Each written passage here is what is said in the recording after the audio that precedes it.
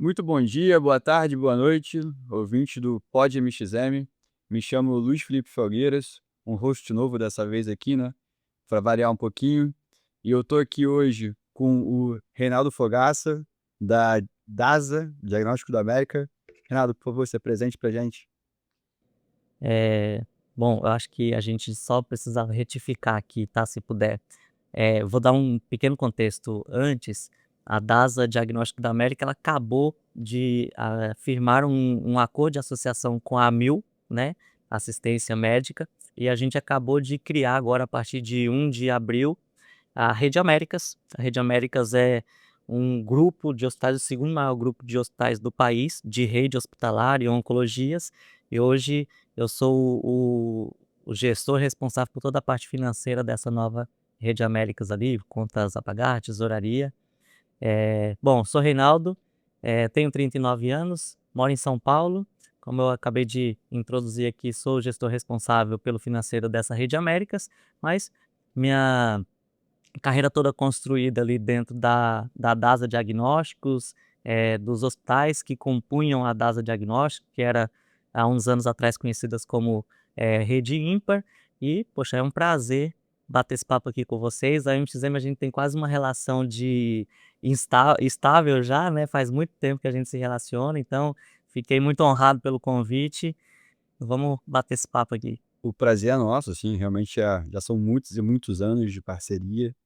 E a informação é muito relevante para a gente também, acho que é muito bom, saber que vai ter essa mudança também, em relação até à nomenclatura que é utilizada, atualizar nossos materiais de marketing depois vai ser importante. E acho que essa nova fase, né, do que já era antes, essa relação unificada entre as duas, por um breve momento separou e agora voltar a operar junto, acho que vai ser uma nova fase bem frutífera para todo mundo.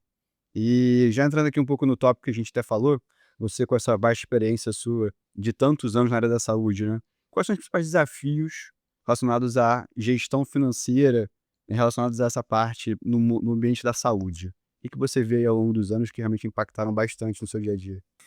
Bom, a área da saúde, ela não é para amadores, né, a gente costuma dizer, porque a gente, além de ter todas as preocupações que qualquer empresa deve ter com o seu próprio negócio, que é aquele que é o core da sua atuação, a gestão, as pessoas, os processos, as tecnologias envolvidas em tudo isso, dentro da área da saúde a gente tem um fator que é o agravante, que são as condições externas, que são totalmente alheias ao nosso controle, apesar da gente ficar muito antenado, e que acabam pressionando bastante. Então, eu tenho toda a relação cliente e operadoras que vira e mexe está pressionado por conta de regulações da própria ANS.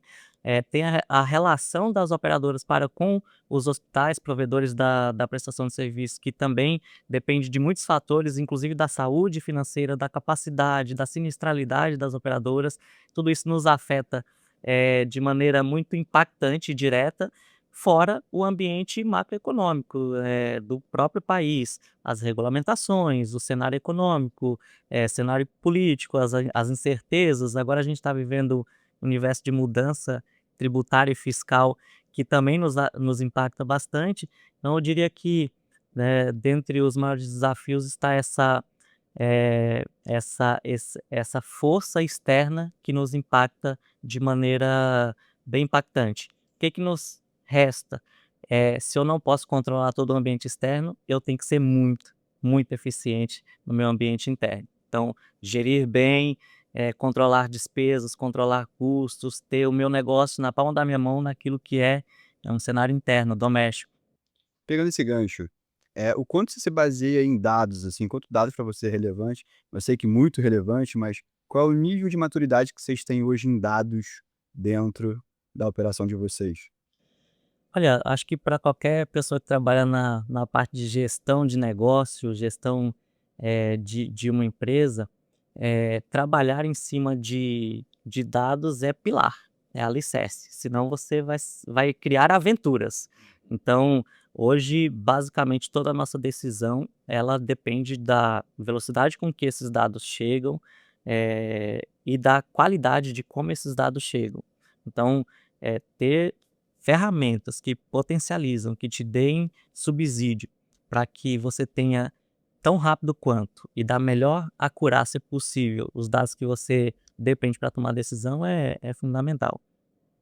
O que que você pode falar um pouco sobre os principais erros relacionados à gestão financeira nesse âmbito da saúde, no ambiente da saúde? Você Olha, já viu nessa sua trajetória aí? eh, eu tô há mais de 10 anos em finanças e há mais de 10 anos em finanças na saúde. Então eu passei não passei, eu estou passando por um momento de transição que eu acho que a MXM também viveu, acompanhando muitas empresas da área da saúde, que é, nós tínhamos há 10 talvez 15 anos atrás, uma gestão de saúde muito com viés assistencial. Então se você olhar para o passado de todas as grandes empresas de saúde, majoritariamente, não é uma regra, mas majoritariamente, a gestão desses negócios eram feitos por médicos, fundadores, idealizadores de projetos de atenção, de assistencial. Hoje, a gente já vê que a condução desses negócios ela já é mais pulverizada para outros profissionais, administradores mesmos, engenheiros, enfim, pessoas que tiveram vivências diferentes do assistencial, mas que tocam negócio. Então, qual que é, na minha visão, é um dos principais erros? É quando você tem o hiperfoco. Quando você, por exemplo, é um gestor médico e o seu hiperfoco é apenas na qualidade assistencial, que jamais deve ser negligenciado, obviamente, mas quando você não equilibra isso com fazer uma gestão sustentável para que a empresa, além de ter um desfecho clínico de alta qualidade, excelência no atendimento, mas que ela seja perene, que ela seja rentável. E o contrário também é verdadeiro. Então, nessa transição de gestores médicos para gestores não médicos, você ter um hiperfoco só em resultado, resultado, resultado. Então, você só olha DRE, você só olha a planilha, você só olha o EBITDA, o lucro, e você esquece que o pilar de todo o teu negócio, inclusive o que gera a rentabilidade, a perenidade, ela passa pelo assistencial sendo bem feito, que é o coração do que a gente faz. Então, entendo que quando você tem hiperfocos, silos, dentro da área da saúde, seja ou muito para o assistencial ou muito para o administrativo, eh, passei por isso, nessa experiência eu vejo como um grande erro. Mas quando você conecta e cria equilíbrio, aí você tem a chave do sucesso. Então você fala para ser cada vez mais multidisciplinar. Multidisciplinar, equilibrado, coeso, olhar todas as frentes. Acho que o papel do gestor que está à frente do negócio de saúde é esse, é desafiador porque é diferente de uma fábrica de parafuso que entra lá um metal cru e vai sair uma matéria-prima acabada. Aqui a gente lida com um aspecto onde pessoas extremamente fragilizadas nos procuram e o nosso dever, nossa missão é fazer com que ele seja reinserido na sociedade melhor. E tudo isso dentro de um negócio que precisa sobreviver. Então é equilíbrio. Sim. E são muitas partes envolvidas, né, como você já falou antes. Tem o plano, tem a operadora, tem, enfim, toda uma cadeia que precisa funcionar e tem que funcionar muito redondinho, e o desafio é grande, com certeza. Exatamente. Nessa linha do desafio, o quanto que um RP robusto ajuda vocês, a enfrentar, passar essas águas turbulentas, vamos falar assim, essas fases que existem no negócio? Olha, diria que, como eu no comecinho, numa das suas perguntas, eu até já falei um pouco disso, é nos munir com dados, com informação. Você que está gerindo um negócio dentro da saúde, você, por mais que você goste do negócio, por mais que você queira ser onipresente, você não vai ser onipresente, você não vai entrar na área de suprimentos, na área de farmácia, na área de assistencial, na governança, lá dentro do hospital, como é que funciona a rouparia. Você até gostaria de poder fazer tudo isso para fazer uma gestão melhor, mas você não pode. E quando você não pode, o RP que te muna de informações em tempo, em um bom tempo, numa qualidade, uma acuracidade boa, é o que vai te fazer tomar decisões mais assertivas. Então, poxa, para que você tenha decisões mais acertadas, não estando com seu olho lá em cada departamento da sua empresa, é você ter um RP que te traga todas essas informações. Sendo eu lembro também da fase em que a Amil, nossa relação começou lá na Amil, lá atrás, né, Uhum. e eu lembro que a Amil era uma máquina de aquisição de empresas, né. Lembro que a gente passava Só chegava de vez em quando: "Ó, compramos mais um hospital aqui, precisamos botar pra dentro do sistema". Como é que é essa fase pra você? Porque devia ser uma loucura, assim, tipo, quantas empresas ao longo de 10 anos, esse período que você tá lidando pelo menos?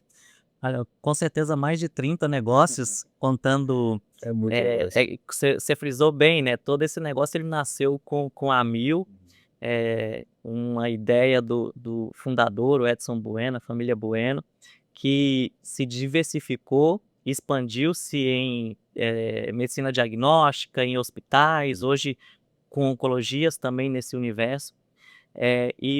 Por exemplo, há 4, 5 anos atrás, alguns anos pré-pandemia e um pouquinho durante a pandemia, nós tivemos um momento de M&As muito forte, o apetite da empresa em expansão foi muito forte, entraram muitos novos negócios, e a gente teve uma experiência muito bacana, inclusive com o MXM, porque majoritariamente esses negócios eram hospitais, eram negócios de oncologia, e isso é um case de sucesso até. Nós colocávamos o MXM para rodar, não projeto, para rodar, com todo mundo, em produção em 2 meses. Então, assim, é desafiador, mas ao mesmo tempo era extremamente necessário que a gente tivesse, a plataforma sistêmica abrangendo esses novos negócios, porque a nossa visibilidade ela era real. Nós estávamos vendo como que a operação daquele negócio estava funcionando, ao invés de ouvir dizer como é que funciona. E não teve, assim, nem carga de saldo antes, não, era comprava a unidade, mandava ali a ordem de cancelamento para o fornecedor atual: "Ó, tem 2 meses, 45 dias, bota para rodar". Exatamente. Até tínhamos uma carga de saldo para contexto histórico. Isso. Mas tirando esse viés histórico, o dia a dia a gente imediatamente virava para o novo sistema. É um baita case, assim, não é à toa que a gente tá junto há tanto tempo, né, a Uhum. verdade é essa. E indo um pouco na linha também do RP ainda, só pra gente poder ter um pouco mais de informação quanto a isso, pra você, no seu dia a dia, o que que é indispensável que um RP tem que ter pra sua operação, enfim, para o seu controle lá? Olha, é engraçado que se você fizer essa pergunta para 10 pessoas diferentes de uma diretoria financeira que cuida de vários, tipos de atividade, você vai ter 10 respostas Com diferentes, porque certeza. cada um vai puxar Sardinha para o seu a lado. sardinha para o seu lado. Mas a gente vive num momento bem sensível do ponto de vista de mudança de regulamentação tributária fiscal. E um negócio de saúde, se a gente falar de hospitais, o hospital é quase que uma mini cidade. Então lá você tem hotelaria, você tem limpeza, você tem rouparia, você tem governança, você tem suprimento, você tem nutrição, você tem manutenção, você tem obras, você tem de tudo. Na mini cidade. Ou seja, a pulverização de tipos diferentes de fornecedores que você tem que lidar é muito grande. É um rol muito diversificado e atendendo a gente em cidades e estados dos mais variados possíveis.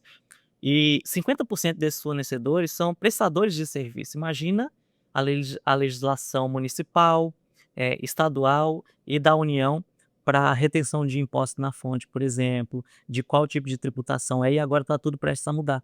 Então, tratar com acurácia e assertividade toda essa parte tributária e fiscal, acho que hoje é algo que é gritante em termos de importância, mas a gente obviamente não deixa de olhar para o que, como tomadores de decisão, para a gente é impagável, que é a informação para que eu tome decisão. Claro. Então, ter uma base de dados confiável, única, sólida, que seja extraível, que é bem importante, porque não basta ter o dado, eu tenho que conseguir ler, manipular, Ser dono dele, né. ser dono dele, e que tudo isso seja feito com compliance, né. Então a gente preza por segurança, tem que ter compliance, tem que ser auditável. Acho que de tantas coisas que a gente pudesse enumerar aqui, creio que ser robusto da parte contábil, de modo geral, mas de maneira tributária e fiscal, ser um bom gerador de dados que possam ser usados para tomada de decisão e que esses dados e essas operações, de maneira geral, elas sejam confiáveis e auditáveis. Baita jabá, obrigado. Mas, eu queria puxar agora para o lado do soft skill, que tudo que você me falou aí até agora, achei, fundamental sobre a ótica do negócio, da ótica do gestor, mas para ser gestor também tem que lidar com o fator humano, ainda mais no hospital, ainda mais num ambiente, às vezes, de estresse constante, enfim. que você valoriza hoje, até em contratação de novas pessoas para a área, em relação a soft skill? Flexibilidade, eu acho que é bem importante. Quando eu vou falar, assim, de pessoas que trabalham, por exemplo, na área financeira, a gente já vem com uma cabeça muito voltada para dados, para atividades administrativas, para o resultado que isso vai gerar no final do nosso balanço ou no final da DRE. E o que eu sempre, busco lembrar com as lideranças que estão no meu time, com as pessoas que trabalham comigo, é que no final do dia todos nós atendemos paciente e promovemos saúde para os pacientes, independente de qual departamento que a gente esteja inserido. Então, tomar as decisões com o contexto daquilo que a nossa empresa oferece. A nossa empresa oferece saúde, é um bem-estar para a pessoa. Então, estando no financeiro ou não, estando na contabilidade, estando no compras, no comercial, todos nós temos que ter a cabeça de que a gente cuida de paciente, a gente cuida de gente. Então, mais do que saber mexer no Excel, manusear o sistema, fazer uma apresentação, fazer um pagamento, um recebimento, uma aplicação financeira, é saber que tudo isso que você faz, ele tem uma reverberação interna que afeta diretamente o nosso paciente e tem que ser um impacto sempre positivo. Então, todas as nossas decisões têm que ser pautadas em contexto do que o nosso sim vai ou não beneficiar o nosso paciente e o nosso não vai ou não beneficiar o nosso paciente. É excepcional, excepcional. Voltando agora para a parte um pouco mais técnica de novo, para o nosso ouvinte aqui, em relação à parte orçamentária. O que você sugere de boas práticas aí? O que você vem utilizando mais no dia a dia hoje? Conta um pouquinho sobre essa parte orçamentária pra gente. Ah, no seu Bom, coração. vou trazer aqui todo o contexto da saúde, porque, como eu disse, ele é incomum quando a gente olha para a maioria das empresas no país. Quando a gente vai fazer um orçamento, a gente obviamente vai, poxa, vamos pegar os gatilhos de receita, as alavancas que vai potencializar a receita, vamos mensurar os nossos custos, os nossos contratos, como é que a gente pode ser mais eficiente nisso ou naquilo, nosso quadro de gente, né, como é que a gente cuida das pessoas, benefícios, etc. Chegar na linha final e saber se aquilo vai ser viável ou não para aquele período de orçamento, seja um ano, seja um mês, seja 5 anos, não importa o período. E aí eu disse, né, o hospital ele é uma mini cidade, ele é uma mini cidade, então ele tem muitas vertentes, muitas variáveis, e a gente só não pode correr o risco de fazer muito mais um conceito matemático do orçamento e muito menos um conceito de negócio. Então, como boa prática para quem está no ramo de saúde, principalmente falando de hospitais, é basicamente você conhecer bem o negócio. Lembra do contexto da pergunta anterior que cada profissional deveria ter? Quando a gente está falando de orçamento é a mesma coisa, é entender quais são os geradores de receita, quais são os meus processos produtivos, o que o hospital tem que fazer para gerar um faturamento, uma produção, quais são as minhas fontes pagadoras, qual o relacionamento que eu tenho que ter com eles, e a mesma coisa no oposto, naquilo que eu controlo de receitas e despesas. Então, quem está nesse núcleo, nesse fórum de orçamento, ele tem que conhecer bem desse negócio. E mais do que conhecer bem, ele não deve fazer sozinho. Então, envolver as áreas de negócio para, naquela calibração necessária dos números, daquilo que a gente tem como estratégia, além da estratégia macro da diretoria, é envolver as pessoas, o gestor da nutrição hospitalar, o gestor da limpeza, de toda a parte de hotelaria, o gestor de compras. Então, fazer isso a muitas mãos para que a calibração ela seja o mais assertiva possível do ponto de vista daquilo que é factível, porque, não adianta você colocar o seu desejo no orçamento, você tem que colocar factibilidade. Então é uma mescla de desejo, aquilo que eu quero, mas associada a ações concretas que possam ser alcançadas. E ninguém melhor do que as pessoas que estão no dia a dia da operação para contribuir positivamente com a cabeça que está tocando o orçamento. Vocês começam quando e terminam quando, mais ou menos, o elemento de orçamento? Em termos de janela De de tempo. tempo mesmo. Agosto do ano anterior até janeiro Encerrar do isso. ano vigente.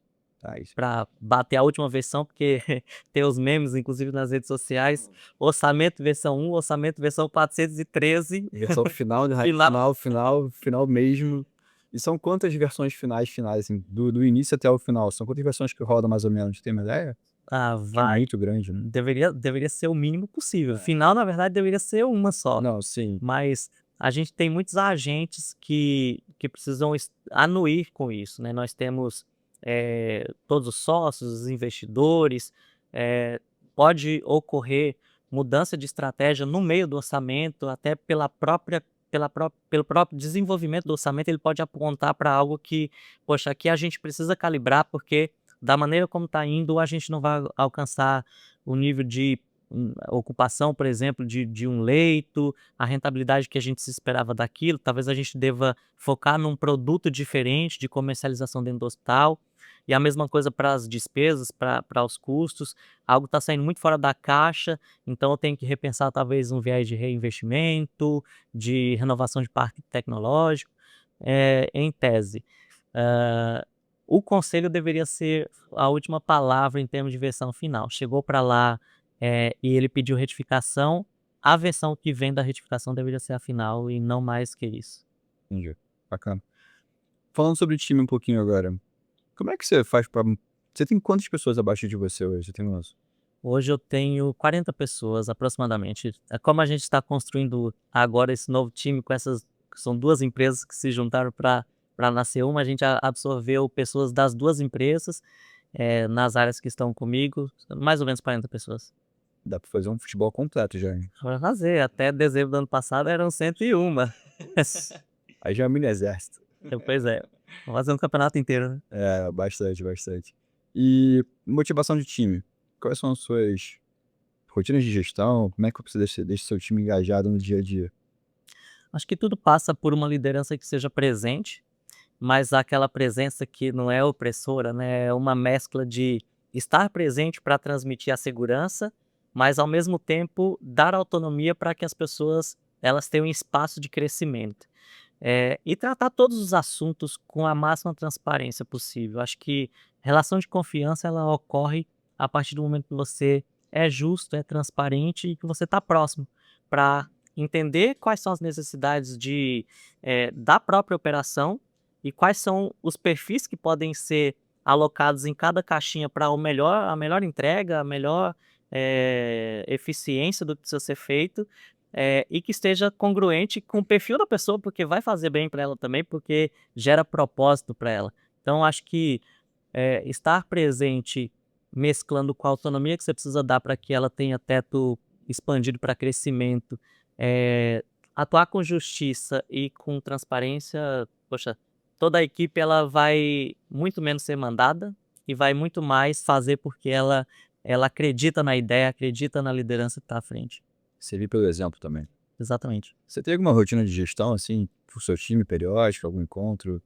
A gente faz minimamente uma vez por mês uma agenda de resultados da própria área, não resultados da companhia como um todo, apesar de que de vez em quando a gente traz uma pincelada, até para que nesse viés da transparência a gente mostre para a equipe que às vezes tem um foco específico, como é que a empresa como um todo está se direcionando, como é que estão os nossos resultados até aquele determinado momento.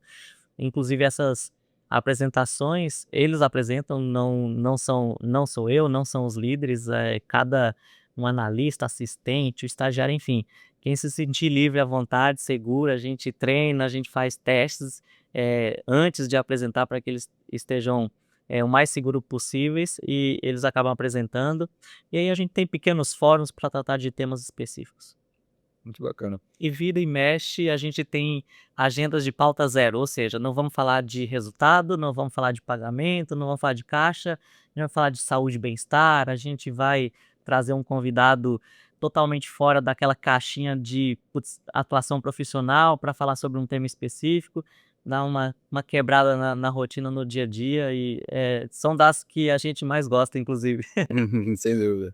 Eu lembro de uma história da Amil, do Dr. Edson Bueno especificamente falando, que ele gostava de chegar no refeitório e contar a quantidade de palitos de fósforo que tinha na caixa, para poder mostrar que ele realmente era uma pessoa que controlava ali o orçamento afinco mesmo, preocupado com a com as despesas realmente gastos e tudo mais.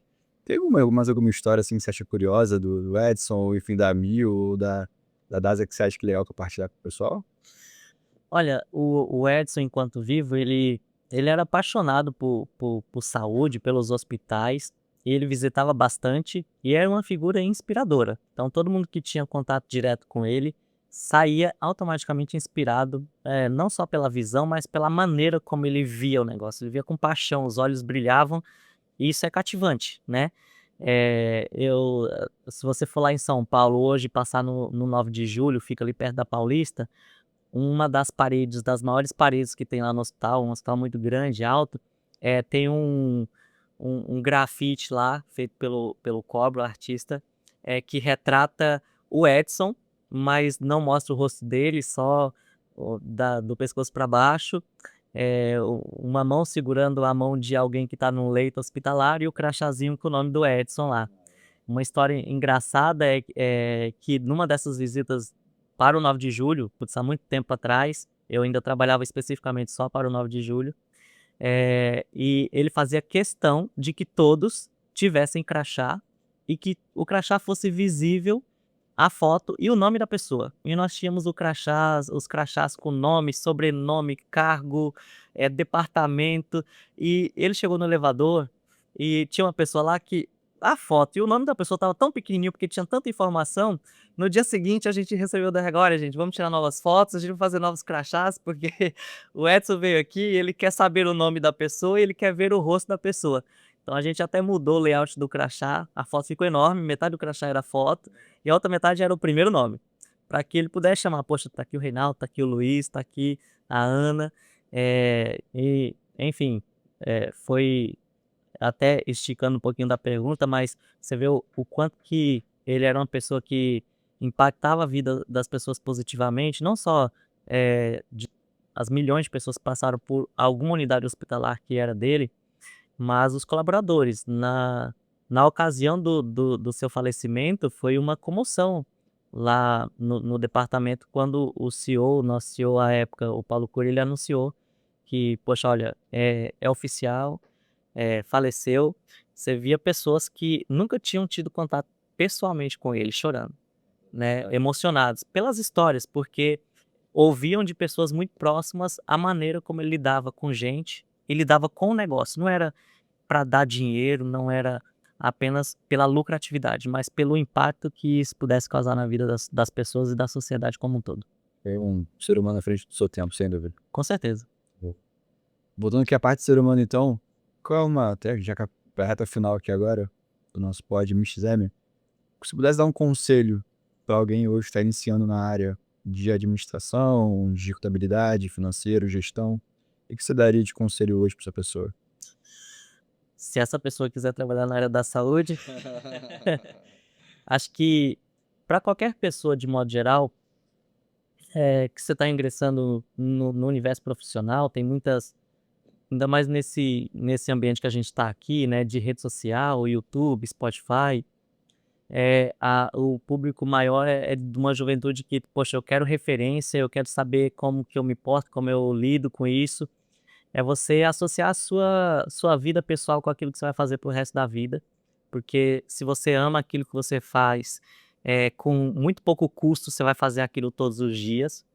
E quando eu falo de saúde, isso tem que estar muito alinhado com o propósito.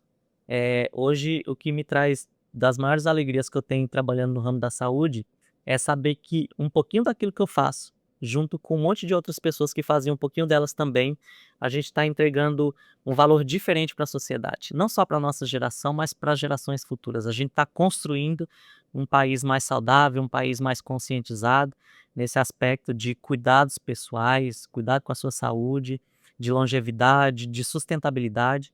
Então, quando me perguntam: "Poxa, assim, o que que você mais gosta de trabalhar na área da saúde?", falo assim: a proposta de valor que a gente entrega para as pessoas, ou indivíduo, e para as pessoas que compõem a sociedade.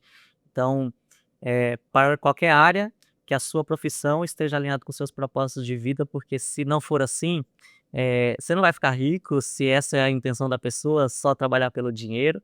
E se for na área da saúde, que o seu valor, esteja alinhado com o valor dessa unidade de saúde que está prestando esse serviço. Eu ia pedir mensagem final, mas depois desse final, acho que qualquer mensagem além dessa não faz nem sentido. Nada, eu queria agradecer bastante pela participação aqui no Pod MXM. Foi uma troca muito rica pra gente. Obrigado de verdade por isso. E pessoal de casa, curta, comente, compartilhe.